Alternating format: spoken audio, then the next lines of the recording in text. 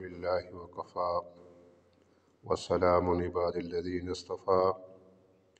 أما بعد فأعوذ بالله من الشيطان الرجيم بسم الله الرحمن الرحيم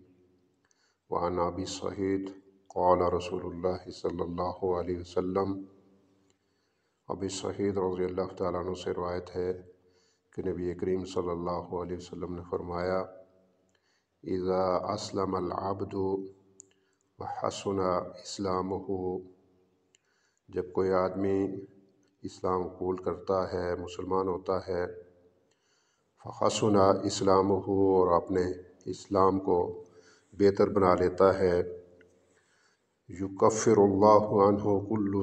کل سیئات، اللہ تعالیٰ اس کے سابقہ سارے گناہوں کو معاف کر دیتا ہے جو اس نے اس سے پہلے کیے ہیں، وکان بعد القصاص، اور اسلام قبول کرنے کے بعد اس کا بدلہ شروع ہو جاتا ہے، الحسنۃ بعشر امثالها الا 700 ضعف الى اضعاف کثیرۃ، نیکی کا بدلہ 10 گنوں سے 700 گنوں تک بڑھا دیا جاتا ہے،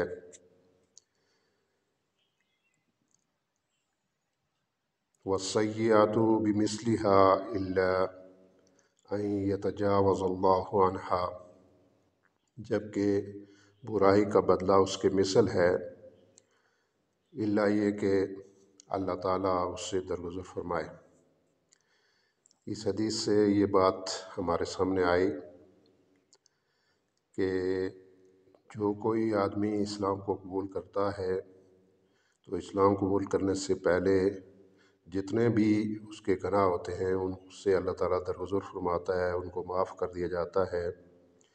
اور جب وہ اسلام قبول کر لیتا ہے اور اپنے اسلام کو بہتر بنا لیتا ہے اور اپنا عمل اس کے مطابق بنا لیتا ہے تو اس کا بدلہ شروع ہو جاتا ہے، اور نیکی کا بدلہ اللہ تعالیٰ نے 10 گنوں سے 700 گنوں تک رکھا ہے، جبکہ برائی کا بدلہ